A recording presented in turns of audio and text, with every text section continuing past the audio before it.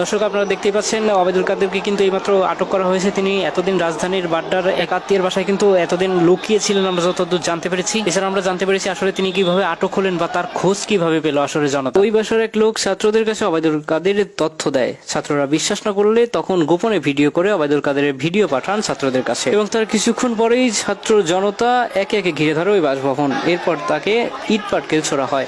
এক পর্যায়ে সেইখানকার পরিস্থিতি বেসামাল হয়ে গেলে পুলিশ সদস্যরা তাদের পুলিশের পিকআপ ভ্যানে করে বা সিকিউরিটি সেফটির যে মাইক্রোবাস রয়েছে সেটাতে করে ওবায়দুল কাদেরকে কিন্তু তাদের একটা হেফাজতে করে নিয়ে যান। শোনা যাচ্ছে জনতার ইট পাটকেলের আঘাতে ওবায়দুল কাদের মাথায় খুব আঘাত পেয়েছেন এবং আপাতত তিনি হাসপাতালে ভর্তি আছেন বলেও জানা গেছে। বর্তমানে ওবায়দুল কাদের পুলিশের হেফাজতে স্পেশালাইজ হসপিটালে ভর্তি রয়েছেন। তাকে পরিদর্শনকারী ডাক্তার বলেন তার অবস্থা খুবই বেগতিক, সুস্থ হতে তার একটু সময় লাগবে, তবে আশা করা যায় যে সে খুব দ্রুত সুস্থ হয়ে উঠবে এবং তিনি সুস্থ হলে তার বিরুদ্ধে যে হত্যা মামলা বা অন্যান্য মামলাগুলো রয়েছেন সেগুলো কার্যকর করা হবে বলে জানিয়েছেন আদালত। এদিকে ওবায়দুল কাদেরকে কাছে পেয়ে কিন্তু জনতার যে একটা আক্রোশ সেটা কিন্তু দেখা যাচ্ছে।